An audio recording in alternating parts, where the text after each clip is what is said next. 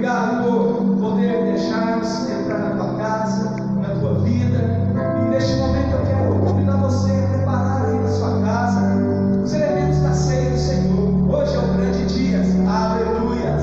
O dia onde nós vamos celebrar a vitória do nosso Deus. Hoje comemoramos a Páscoa, a ressurreição de Jesus. Na verdade, a maior vitória, a maior Páscoa foi a ressurreição. Ele decidiu morrer, ele ressuscitou, meu irmão. E hoje nós comemoramos a Páscoa, mas para nós a Páscoa é a nossa libertação. O dia em que nós entregamos nossa vida a Jesus, lá na cruz do Calvário, o dia em que ele ressurgiu em nossos corações.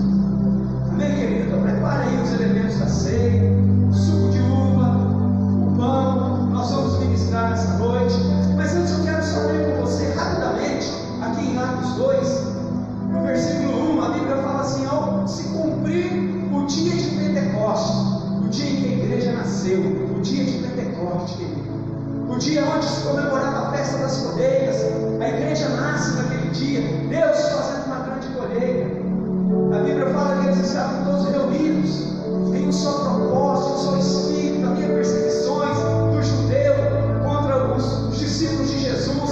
Eles estavam escondidos naquele momento. E Atos 2 nos mostra claramente quando a igreja nasce.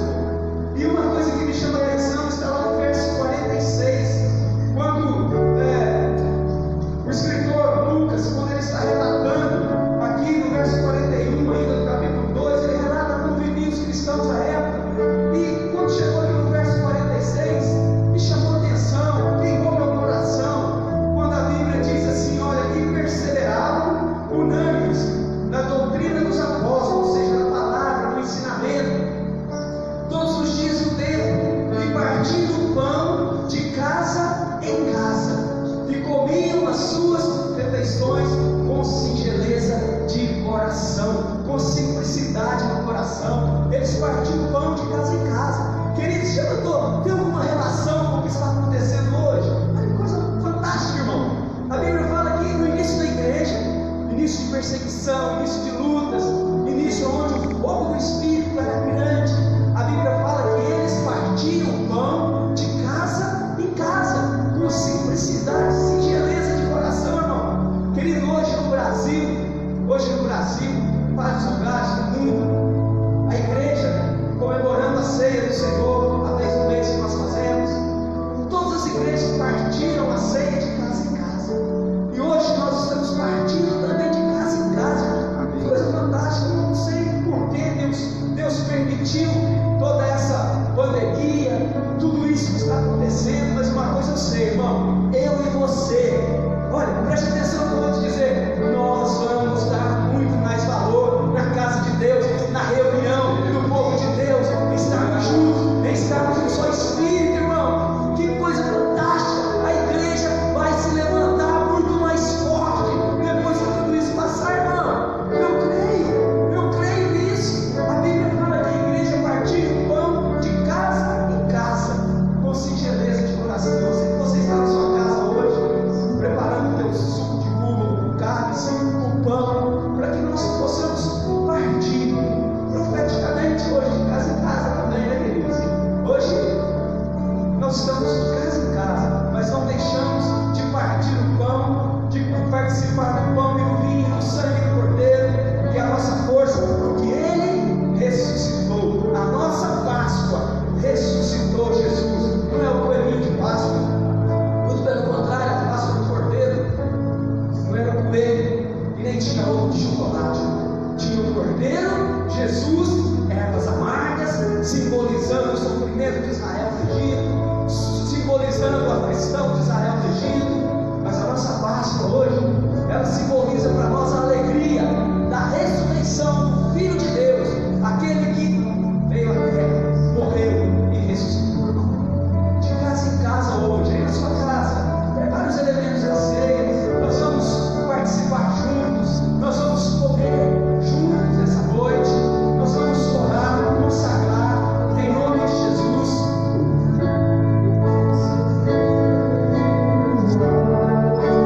Feche os teus olhos, prepare aos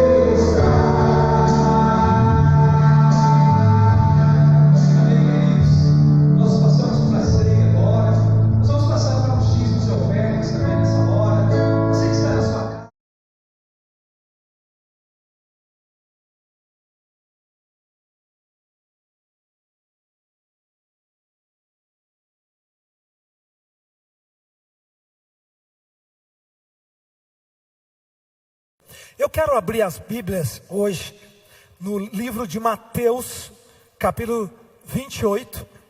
Quero ler o versículo, Mateus 28, 18. Talvez o mais importante versículo do Novo Testamento, depois que Jesus falou com Maria Madalena e sua mãe. Olha o versículo 18 de Mateus 28, que é o que celebramos hoje, a Santa Ceia do Senhor. O Santo Corpo ressuscitando, ressurreição do nosso Messias. A morte não conseguiu retê-lo, segurá-lo. Jesus, aproximando, falou-lhes dizendo: toda autoridade me foi dada, aonde? Nos céus e na terra. Aí ele dá a ordem para os discípulos irem. Portanto, ide, próximo versículo, e fazei discípulos de todas as nações, batizando-as em nome do Pai, do Filho e do Espírito Santo. Eu acredito que aqui nasceu a essência da igreja. A essência da igreja. Agora, a palavra mais importante para mim, pode voltar no 18. A palavra mais importante para mim é quando Jesus diz assim: toda autoridade me foi dada nos céus e na terra. A palavra autoridade aí é a palavra, deixa eu pegar para você aqui, exousia. E essa palavra, exousia, é uma palavra que quer dizer poder de escolha. Poder para escolher, para decidir. Então Jesus, ressurreto, encontra os discípulos e diz essa expressão: toda autoridade me foi dada, um pouquinho antes de subir aos céus. Toda autoridade, toda exousia me foi dada no céu. É interessante que ele não disse poder, ele disse autoridade. Poder, dunamis, que foi usado inclusive quando ele disse assim: permanecei em Jerusalém e do alto recebereis poder. Ali é dunamis, mas aqui é exousia, quer dizer autoridade para decidir, para tomar decisão, nos céus e na terra. Isso quer dizer o quê? Que não tem nenhuma decisão no céu e na terra que de alguma maneira não passa por ele, de alguma maneira não passa pelo Senhor. Toda a exousia, ele não falou uma parte da autoridade, ele não falou autoridade espiritual, ele falou autoridade espiritual, autoridade financeira, autoridade sobre a saúde, autoridade sobre qualquer área das nossas vidas. A palavra autoridade aí, ela foi muito aberta. Toda a autoridade, não uma parte dela, toda a exousia me foi dada nos céus e na terra. Então toda decisão passa por ele. Autorização, poder ou para fazer escolha, habilidade, força para fazer acontecer. Isso é exousia.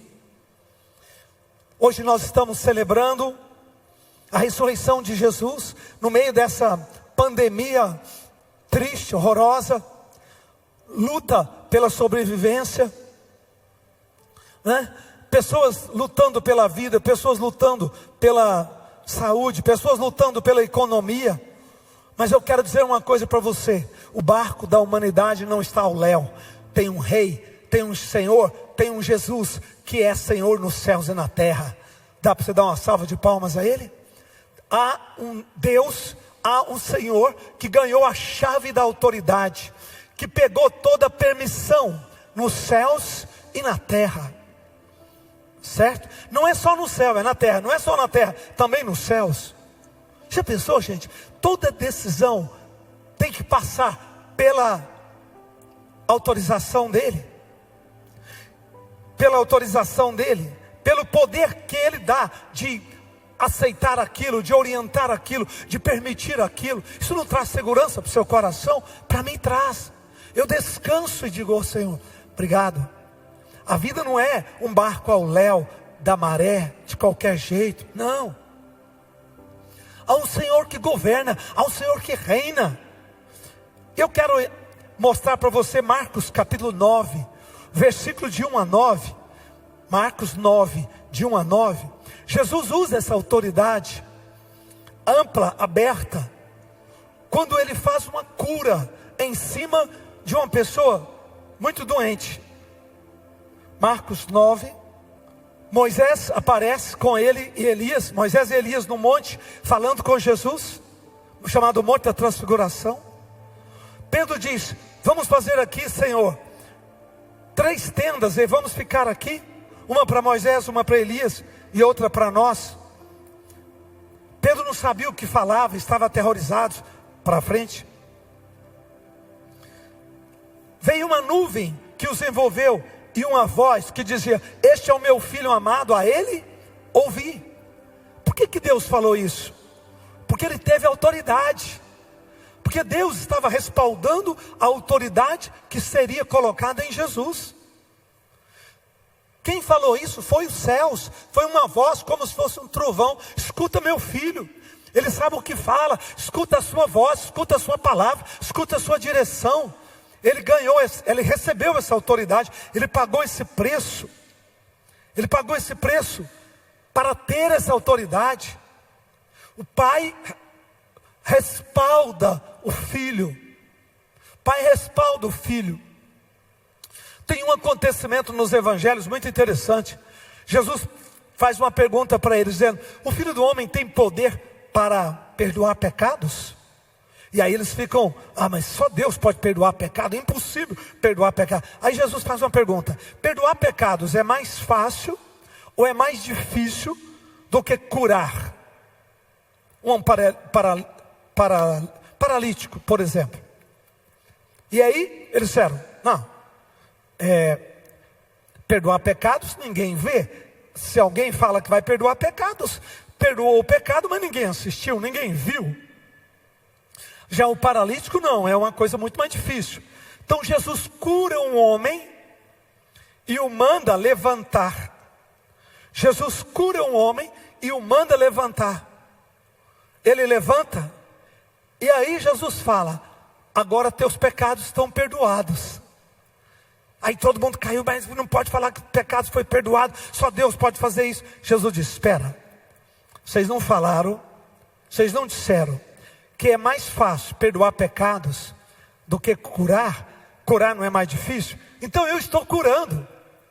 Ele está curado, quer dizer que se eu fiz o mais difícil, eu posso fazer o mais fácil. Ali Jesus abre, ali Jesus inaugura, ali Jesus mostra que ele tem poder sobrenatural, poder de força, de graça, para entrar numa área que as pessoas não imaginavam que ele tinha, que era a área de perdoar pecados, que era a área de curar não só o corpo, mas também a alma. Quando ele disse: toda exousia, toda autoridade me foi dada no céu e na terra, ele não disse isso quando ele começou o ministério, ele disse isso quando ele terminou o ministério. Ele disse isso na ressurreição, ele disse isso depois de ter vencido a morte, depois de ter ido para o Calvário, depois de ter padecido, depois de ter sofrido, depois de ter se angustiado, depois de ter ido lá embaixo. Impressionante. Vá comigo para o livro de Efésios, capítulo 4, Efésios 4, no versículos 8 em diante. 4, 8 em diante. 4, 8 em diante. Projeta aí. Por isso diz: quando ele subiu às alturas, ele levou cativo o cativeiro e concedeu dons aos homens. O que quer dizer subiu? Senão também que havia descido até as regiões inferiores da terra. Aquele que desceu também é o mesmo que subiu acima de todos os céus, para encher todas as coisas. Dá para você dar uma salva de palmas? Para encher todas as... O que quer dizer encher? Quer dizer que ele entrou em todas as áreas da vida humana. Ele entrou em tudo, nos planetas, ele entrou nas galáxias, ele entrou nas partículas, ele entrou nos vírus, ele entrou em tudo. Quer dizer que ele entrou em todas as coisas, gente, para encher todas as coisas.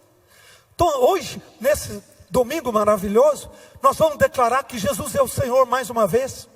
Declarar que Jesus é o Senhor absoluto. Né? E Ele preenche todas as coisas, nada vai ficar vazio. Se tem uma área vazia na sua vida, traga o senhorio de Cristo, traga o poder da sua presença, traga o poder da sua palavra.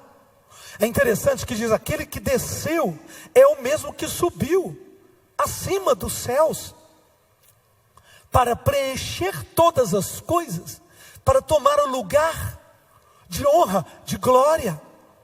Nós estamos orando para que haja vacinas contra esse coronavírus. Nós estamos profetizando que haja remédios, que haja um tratamento mais sistemático. Nós estamos orando para que Deus possa virar essa maldição, virar essa praga, né? E que a sociedade possa sair melhor. Eu tenho pregado sobre as quarentenas na Bíblia, quarentenas de José, quarentenas de Elias, quarentenas de Moisés, quarentena de Jesus. E nós estamos na nossa quarentena. Para quê? Para que você enxergue quem é Jesus, para que você veja, é uma oportunidade de você enxergar o Filho de Deus em sua plenitude. Não apenas o Jesus histórico, mas o Jesus Senhor. Não apenas o Jesus que realiza a história, mas aquele Jesus que toca, que liberta, que cura, que enche o que está vazio.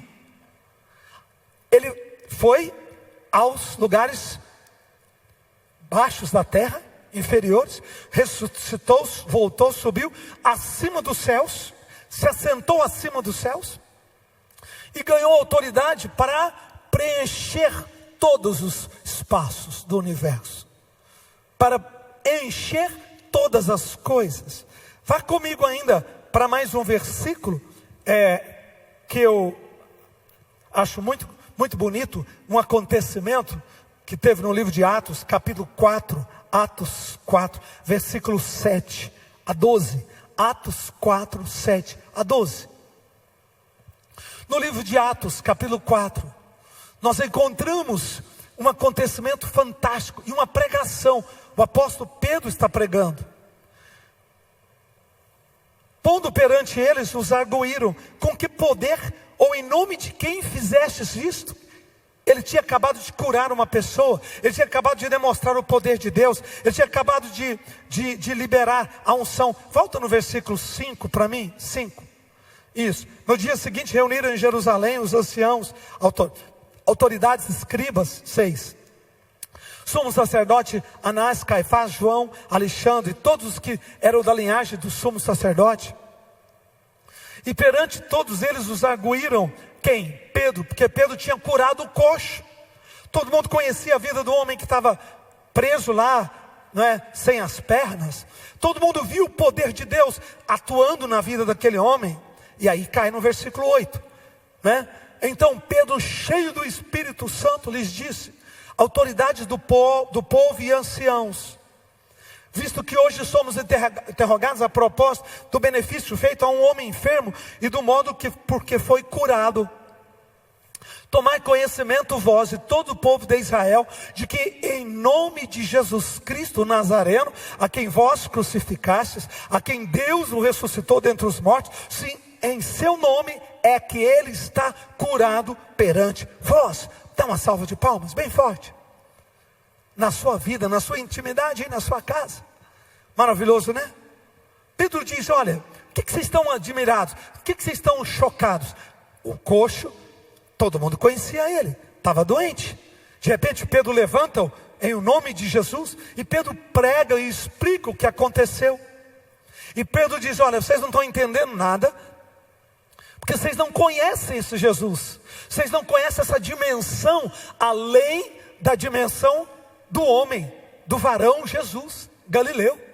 Vocês só conhecem o Galileu, vocês não sabem do poder, da autoridade, que ele não era apenas o filho de José e Maria, ele não era apenas o Galileu, ele é o Filho de Deus, e que o seu nome tem todo o poder. E o que vocês estão vendo neste homem curado, é a ação do poder de Deus.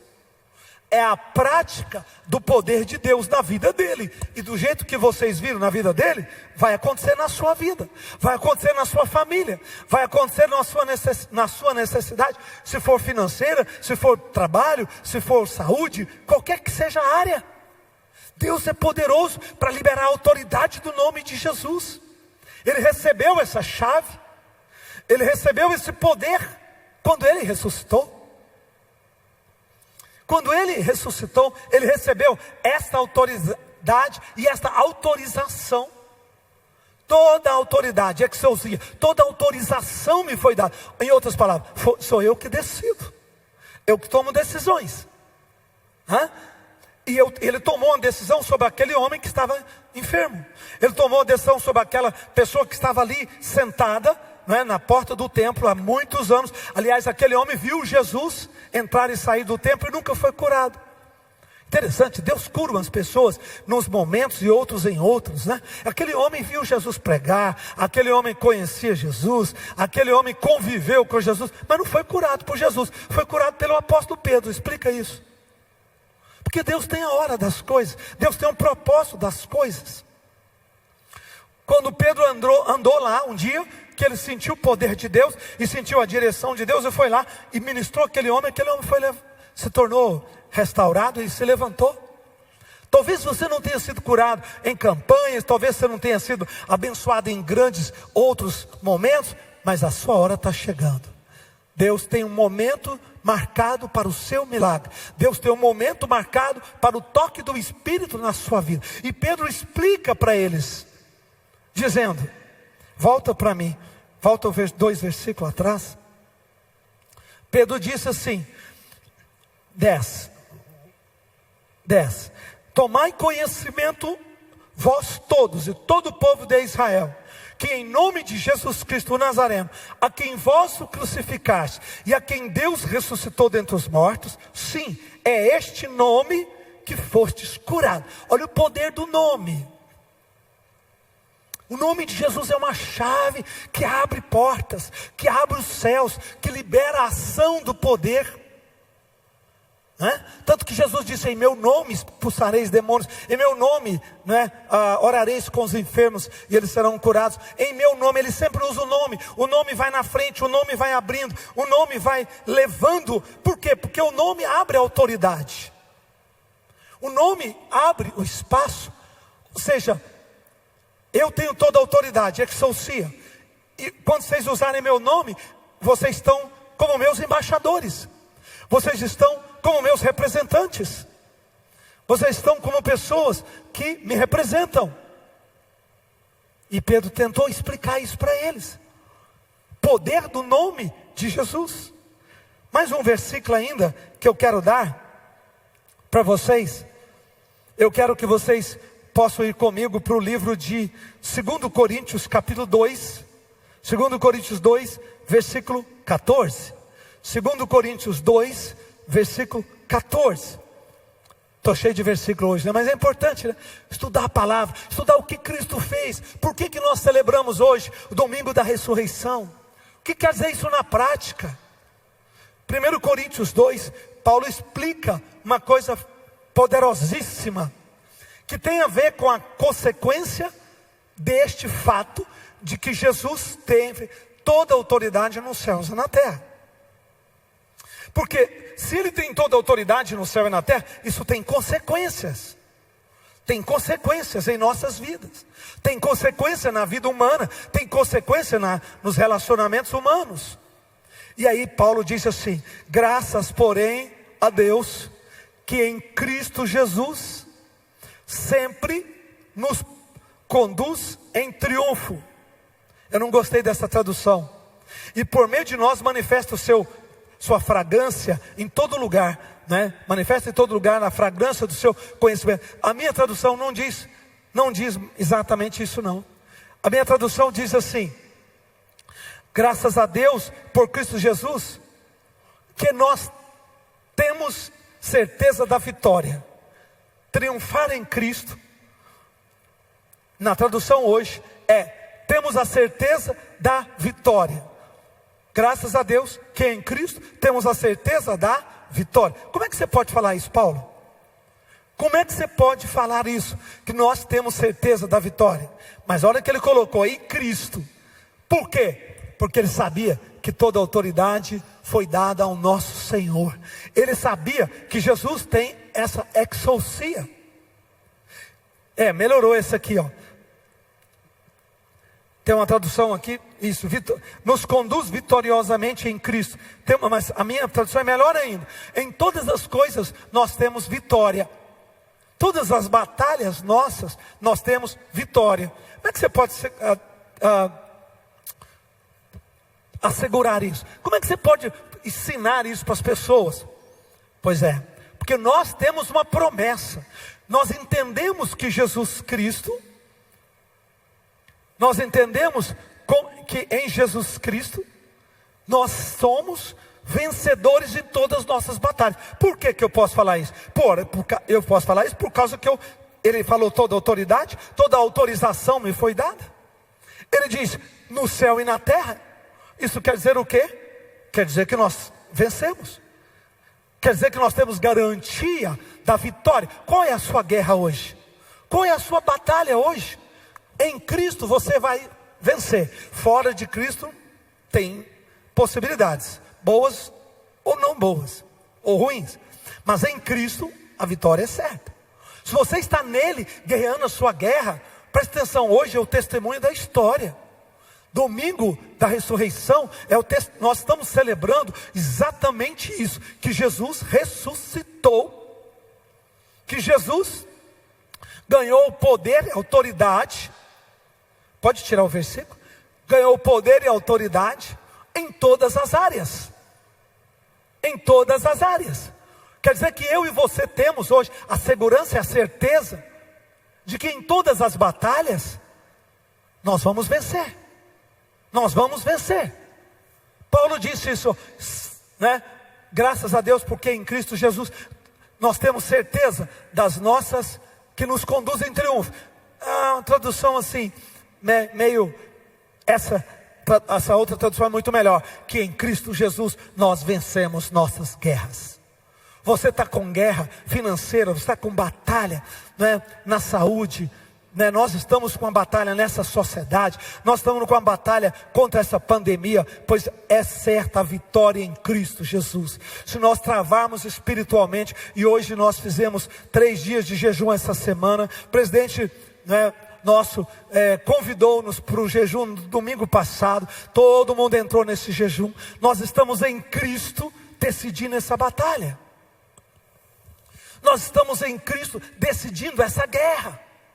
Eu não quero que você guerreia assim, meu Deus, será que vai dar certo? Que vai ser? Quero que você guerreia com essa fé, que você está debaixo da autorização dele. Quando ele falou, portanto, ide, ele só disse ide, porque ele disse, toda autorização me foi dada. Ele disse, sou eu que tomo as decisões. Pessoas vão tentar matar vocês, pessoas vão tentar perseguir vocês, pessoas vão tentar obstruir vocês, pessoas vão tentar de tudo. Mas calma, ninguém vai fazer aquilo que eu não permiti. Ninguém tem autoridade para tocar em vocês se eu não permitir. Dá para dizer amém? Mais forte? Isso não nos dá segurança? E o apóstolo Paulo ainda fecha, dizendo, em Cristo Jesus temos a vitória das nossas batalhas. Cristo Jesus, nós temos a vitória das nossas batalhas. Você tem vitória da sua guerra e da sua batalha. Nessa semana, neste mês que vem, neste ano. Amém? Em todas as nossas guerras. Uau! Eu fiquei pensando, quando Jesus subiu aos céus e deixou o texto de Mateus, porque foi escrito Jesus ressuscitado, foi uma parte do evangelho que Jesus falou, mas em corpo incorruptível, pouquinho antes de subir aos céus. Isso tem um peso, isso tem uma força, porque Jesus não falou ali como homem, ele não estava mais no corpo físico, Jesus já estava no corpo metafísico, Jesus já estava no corpo incorruptível. E nesse corpo incorruptível é que ele estava falando, ministrando aos discípulos por 40 dias. E finalmente ele sobe. Mas ele deixa essa última frase, ele deixa essa última orientação à sua igreja: toda autoridade me foi dada nos céus e na terra. Toda exousia me foi dada. Amém? Você não está nas mãos dos homens, nós não estamos nas mãos do Léo apenas, nós estamos nas mãos de Deus, nas mãos do nosso Senhor Jesus, que tem toda a autoridade e autorização. Ele é que toma decisões finais. Amém?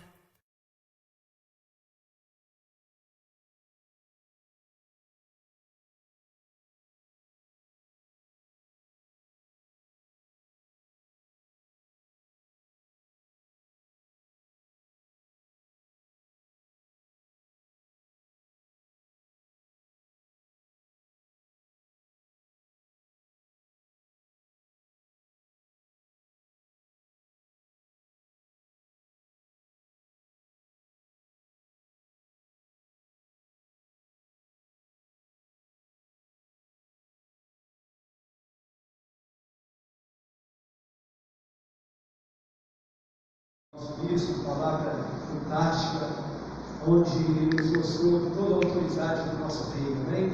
Que ressuscitou e tem toda a autoridade, deu à igreja também. Queridos, nós estamos finalizando, só quero lembrar você que terça-feira nós temos culto de campanha, Vitória da Cruz, e no sábado nós teremos a sua arena, tem um passo atrás, e domingo estaremos aqui novamente com o culto da família, onde Deus também vai falar muito novamente ao meu coração, ok? Muito obrigado a você que nos assiste, você que está conosco. Quero pedir que você possa acessar aí no YouTube também, se inscreva lá no nosso canal, vai ser uma bênção você poder participar. É Sara Nossa Terra, patrocínio MG, ok? Entra lá e se inscreva no nosso canal. Um beijo no teu coração e que a graça do Senhor Jesus, o amor de Deus Pai e a comunhão do Espírito de Deus esteja sobre a tua vida e a tua casa, hoje e sempre. Que Deus te abençoe. Até mais.